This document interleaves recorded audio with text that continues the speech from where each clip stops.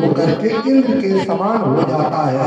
और मृत लोक में होने के बाद जब वो जाता है तो देवलोक में इंद्र का पद उसे प्रदान किया जाता है धर्मराज के यहाँ से।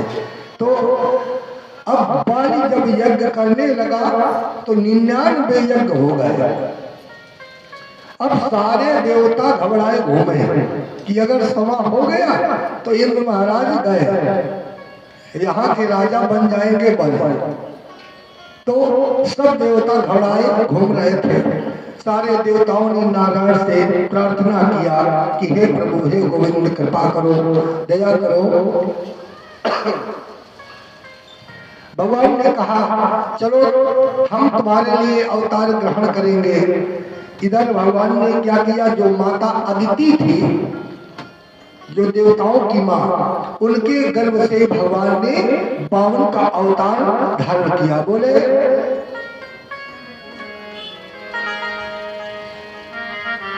कितम विश्व विजयनम शिष्टम भगवान शिष्य वत्सलः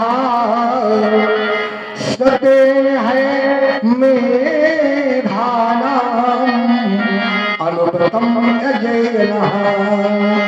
बोले तुम विश्व विजय शिष्य, विश्व विजय प्राप्त करने के उद्देश्य से भ्रग के शिष्य, यानी ये जो असुरों के गुरु हैं शुक्राचार्य, उनको भ्रग ऋषि भी कहते हैं।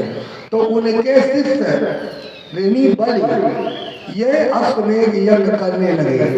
और कितने, बोले 100 अश्वमेध करने का संकल्प ले लिया। और कहाँ पर, एक भ्रग कक्ष नाम का पर्वत है, वहां यज्ञ प्रारंभ कर दिया। जब 99 यज्ञ हो चुके और समय की तैयारी होने लगी, बोले उस समय,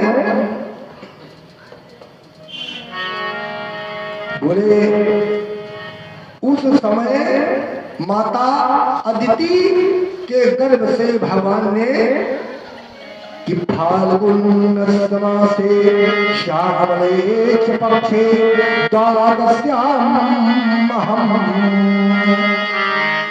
ये फाल्गुन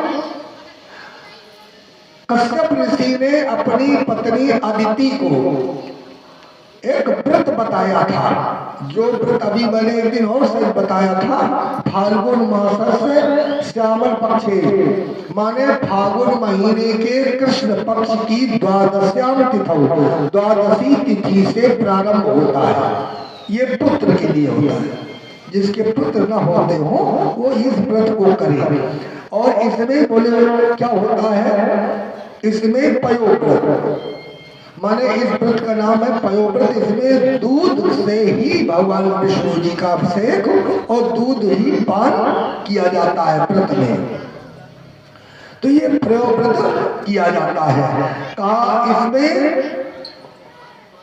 ये पयोव्रत प्रारंभ होता था, 1 वर्ष का समय होता है। 1 वर्ष करने पर उसे संतान की प्राप्ति हो जाती है। और इस व्रत के दिन, जिस दिन व्रत होता है, तो उसमें बताया कि जपे अष्टोत्तर शतम द्वादश अक्षर विद्यता। बोले अष्टोत्तर शत माने 108 बार कम से कम ओम नमो भगवते वासुदेवाय, द्वादश अक्षर मंत्र का भी जाप करना चाहिए। ये क्रिया जब अदिति ने किया तो बोले उसके प्रभाव से अदिति के गर्भ में बालक आया। और श्रवण मास, श्रोणायाम श्रवण द्वादश्याम मुहूर्ते अभिजिति प्रभु।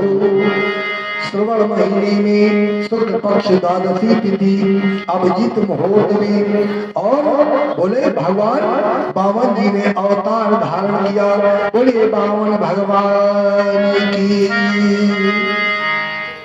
जिस समय 52 भगवान ने अवतार लिया, इनका पहले नाम था उपेंद्र। पहले इनका 52 नहीं नाम था, उपेंद्र नाम था।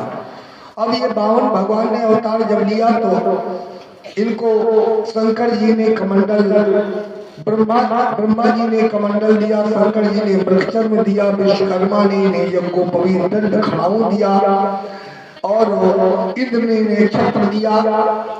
इनको सारे देवताओं ने आभूषण भेंट किए और फिर ये कमंडल लिए हुए, छत्र लेकर के दंड खड़ाऊ धारण किए हुए ये पहुंच गए बावन भगवान कहाँ? भ्रमतक्ष पर्वत पर, जहां राजा बलि का यज्ञ चल रहा था। अब उस यज्ञ में यज्ञाचार्य वेद तो थे, शुक्राचार्य जी थे। जब यज्ञ का कार्य प्रारंभ हुआ तो बावन भगवान पहुंचे। ऐसा तेज था, इतना सुंदर कि जिस तरफ ये जाते थे करोड़ों सूर्य के समान प्रकाश इनके मुखमंडल से निकलता था। भीड़ हो जाती थी, लोग एकत्रित हो जाते थे। राजा बलि की जब यज्ञ में पहुंचे तो वहां भीड़ हो गई।